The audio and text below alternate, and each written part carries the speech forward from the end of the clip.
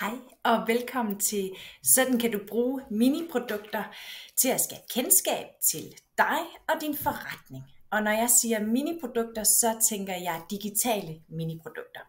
Ha' gerne en notesbog klar eller tag screenshot af præsentationen, hvis det giver mening for dig. Vi skal omkring et par forskellige temaer. Vi skal snakke lidt omkring det her med, hvad er miniprodukter, hvorfor jeg mener miniprodukter er en god idé, og hvordan du finder dit miniprodukt, som skal understøtte din forretning. Men inden vi går i gang, så vil jeg lige kort give en introduktion til mig, så du har en idé om, hvem det er, der sidder her og fortæller dig om miniprodukter. Jeg hedder Anne Ditte, og jeg har skabt virksomheden JustWise. JustWise, det er en læringsplatform, hvor du kan oprette og sælge dine online-kurser og alle former for digitale produkter. På JustWise, der får du gratis hosting af dit materiale. Du får delt markedsføring. Vi deler markedsføring af dit produkt på vores sociale medier og i vores nyhedsbrev. JustWise er skabt ud fra et behov, jeg selv havde, da jeg drømte om at starte op som selvstændig. Jeg vil gerne i gang med at lave online-kurser og forløb og digitale produkter, men alle steder, jeg kunne finde, der kostede det et dyrt abonnement, synes jeg, til en start, som gjorde, at jeg slet ikke kom ud over stepperne, fordi det pressede mig i at skulle skabe noget, jeg egentlig slet ikke lige var klar til. Så jeg kendte til den amerikanske platform, der hedder Udemy, og tænkte, det er jo genialt at have sit produkt liggende på sådan en markedspladsfunktion sammen med andre kurser. Så jeg sov ikke en uge og tænkte, jamen så må jeg jo skabe den her platform, jeg selv mangler. Så det gjorde jeg, og JustWise blev lanceret her 1. marts, og pt. Er der 30 undervisere, som er i gang med at oprette deres materiale, har oprettet deres materiale, så der ligger lige nu 35 online-kurser og forskellige produkter på platformen. Ja. Derudover så er jeg ekstern underviser på en professionsbacheloruddannelse her i Esbjerg, som hedder i offentlig administration, hvor jeg underviser. Derudover så er jeg censor på akademiuddannelsen i coaching i organisationer, hvor jeg indimellem er ude og som censor. Jeg er uddannet life og business coach, og det var egentlig lidt mit afsæt for at ville starte op som selvstændig, og så det, at jeg var teamleder. Jeg vil gerne ud og arbejde med mennesker. Så jeg har været teamleder i en offentlig styrelse, en statslig styrelse, nogle år, og oprindeligt er jeg uddannet pædagog. Så jeg har lidt forskellige ting og sager med mig i rygsækken. Jeg er gift og mor til 3 dejlige børn. Jeg bor som sagt i Esbjerg. Det er her, jeg har min base. Det, der driver mig, og det, jeg synes er utrolig spændende, det er selvudvikling, og det er undervisning, og det håber jeg også, at du kan mærke skinner igennem.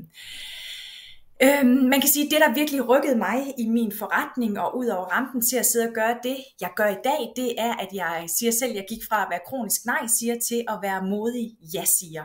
Jeg har også skabt online-kurser, digitale produkter, som jeg ikke turde sætte til salg, men på et tidspunkt, der besluttede jeg mig for, at mit styrende ord skulle være mod, og jeg måtte ikke sige nej, jeg skulle sige ja til alt det, der kildede i maven,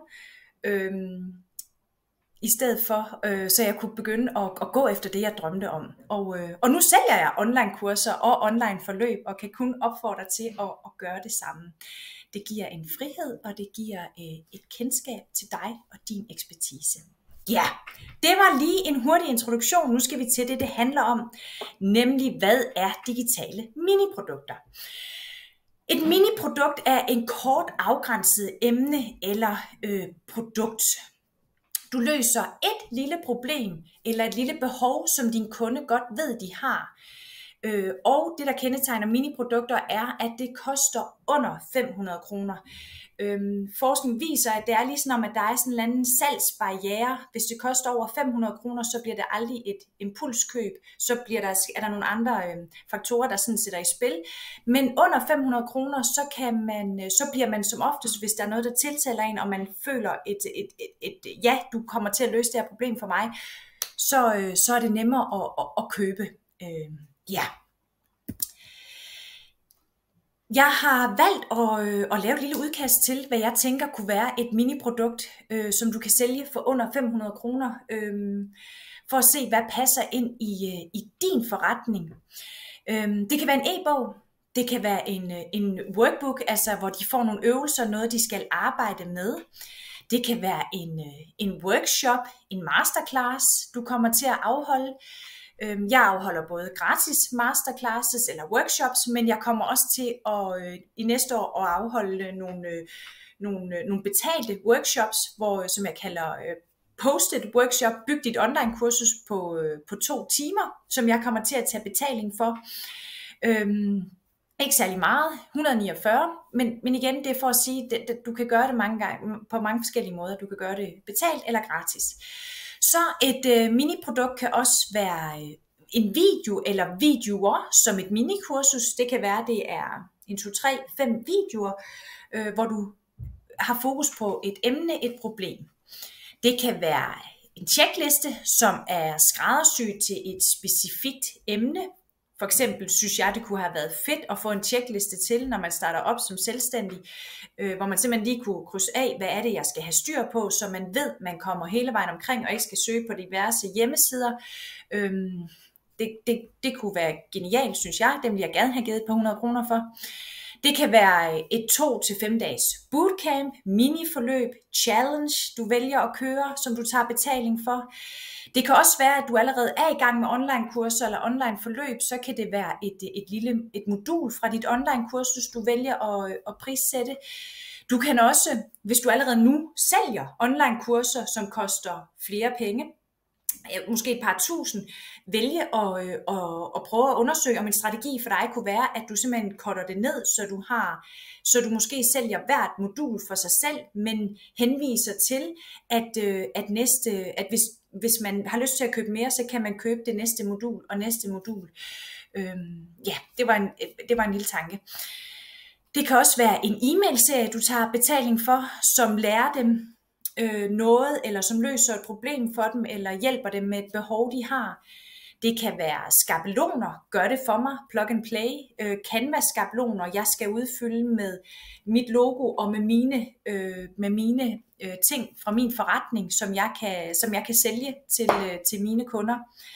How-to guides, lidt det samme, men at du simpelthen viser, hvordan får du løst det her problem. Det kan være, det er du håndværker, og har lyst til at lave en serie i et eller andet, hvad det nu kan være. Planners, effektivitetsplaner, madplaner, økonomi, altså det der med, at man simpelthen giver en struktur, en plan for, hvordan hvordan får jeg effektiviseret min udfordring med, så jeg ikke impulsiv handler hver eneste uge, men jeg simpelthen kommer i mål med at få lavet min søndagshandling, så jeg har ro og overskud til ro og overskud til ugen, der kommer. Et digitalt miniprodukt kan også være kort. Et kort, du viser med nogle affirmationer på. Det kan være nogle billeder, man kan printe ud og hænge op. Det kan være plakater. Hvis du er kunstner, så kan du lave plakater af nogle af dine kunstværker og sælge til billigere penge. Det kan også være screensavers, du kan gøre klar til, at jeg kan downloade det til min telefon, så jeg kan blive påmindet om et eller andet.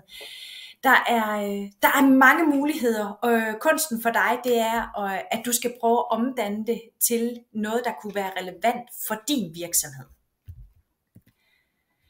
Ja, og hvorfor mener jeg, at miniprodukter er en god idé? Miniprodukter kan du bruge til at bygge dit publikum. Få bygget den her købsklare fanskare. Du kan bruge det til at bygge din e-mail-liste. Du kan bruge den til at opbygge dine sociale medier. For det miniprodukter kan, det er, at de skaber tillid til dig. De viser din ekspertise. De viser, hvad du kan. hvad du kan hjælpe dem med, hvad du kan gøre for dem. Og det kan skabe endnu mere salg. Vi mennesker, vi er tilbøjelige til, når vi først har købt fra en og fundet ud af, at hey, du er sgu god, dig vil jeg gerne have mere fra, så vender vi også tilbage til dig. Så et miniprodukt kan faktisk være afsættet for, at du netop kan komme i gang med at sælge dine større kurser eller dine større forløb, hvis det er det, du sælger. En tanke er også, at det kan være, at du sælger fysiske produkter. Så kunne et minikursus for eksempel være, at du laver en mini-guide til, hvordan det du nu sælger kunne indrettes i hjemmet, eller hvad det nu kunne være, ikke? Og så er det måske afsættet for, at det er dig, jeg køber hos, fordi du har hjulpet mig med noget, jeg har et behov for. Miniprodukter lige pt. Er også en sindssygt god idé, fordi at trenden lige nu, det er simpelthen det her med mikrolæring. Vi har så travlt, og der sker så mange ting, så vi fordyber os ikke i store og større projekter. Vi vil gerne have det, vi kalder mikrolæring. Vi vil gerne have, at du løser mit problem lige med det samme, eller helst i går. Så når du kan producere noget, som jeg kan konsumere på 5 minutter, på max en halv time eller en time, men som virkelig løser mit problem, så har du en kunde, der har lyst til at komme tilbage. Vi skal gerne have noget, vi kan konsumere mega hurtigt. Og det mikroprodukter også kan, det er, at du kan bruge dem til at teste og tilpasse. Hvad er det, folk vil købe? Køber de det her, du nu vælger at bruge som dit miniprodukt, eller skal der finjusteres på nogle ting? Så det kan du bruge det til, fordi det der er fedt ved det, er, at det kræver ikke den store indsats for dig at lave et miniprodukt på samme måde, som det gør at lave et længere forløb eller et stort online kursus.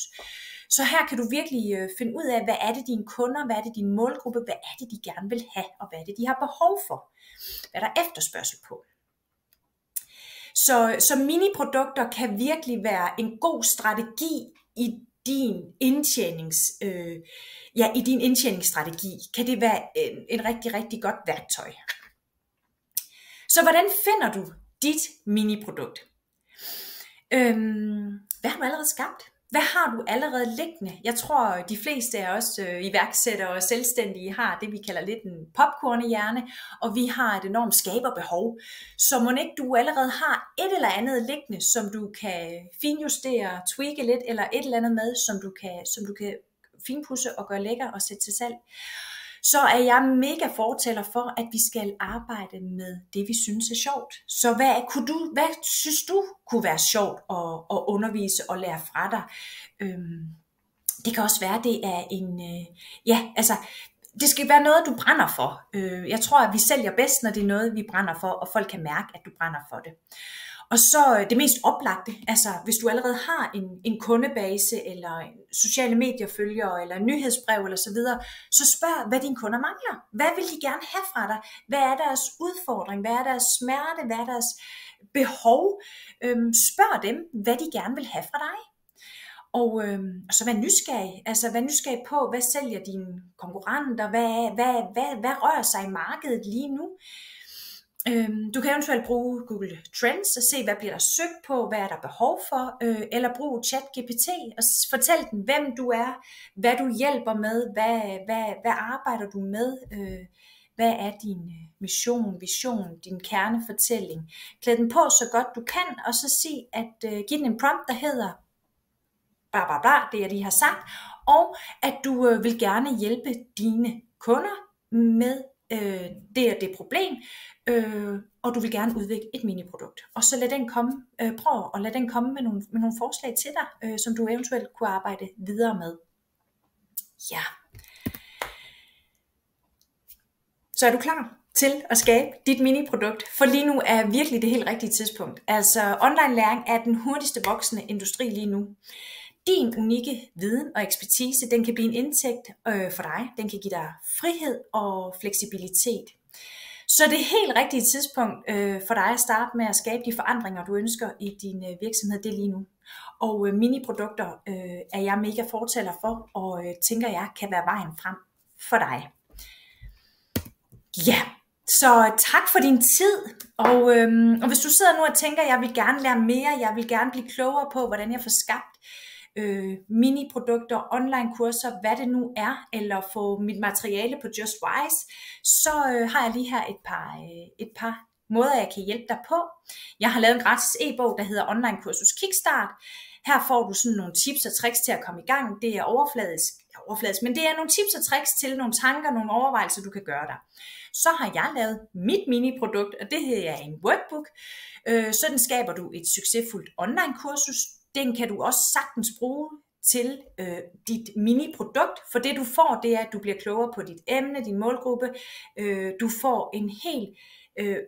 du får simpelthen 49 sider, hvor du får sat alle de tanker, du har, få sat struktur på det, få indhold, hvordan skal det bygges op, hvordan sætter du til salg, og så får du en lille bonus, hvor jeg netop giver dig en introduktion til ChatGPT, og hvordan den kan blive din online kursus, eller dit digitale produkt, din assistent. Der er færdige skabeloner til færdige prompts, du kan fylde ind på, udfyldt med hvad du nu er, og hvad du hjælper med. Og så er du egentlig køreklar til at kunne lave dit mini-produkt eller dit online-kursus. Men jeg har også mit større forløb, som er et 6-ugers forløb, som jeg kalder Kickstart dit online-kursus. Her får du online-kurset med masser af skabeloner, videomateriale, men du får også 3 gange 1-til-1 sessioner, og du får ubegrænset sparring over WhatsApp i 6 uger.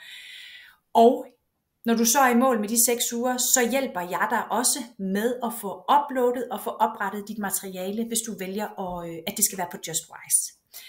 Ja, og som sagt, hvis du bare er køreklar og har materiale og tænker, at JustWise kan være et godt sted for dig at have dit materiale liggende, så kan du gå ind på hjemmesiden nu, og du kan skrive på kontaktformularen, eller du kan sende en mail til info@justwise. Og så kan vi tage en introsamtale om, hvordan jeg kan hjælpe dig med at sælge dine digitale produkter, dine online kurser. Ja, tak for din tid.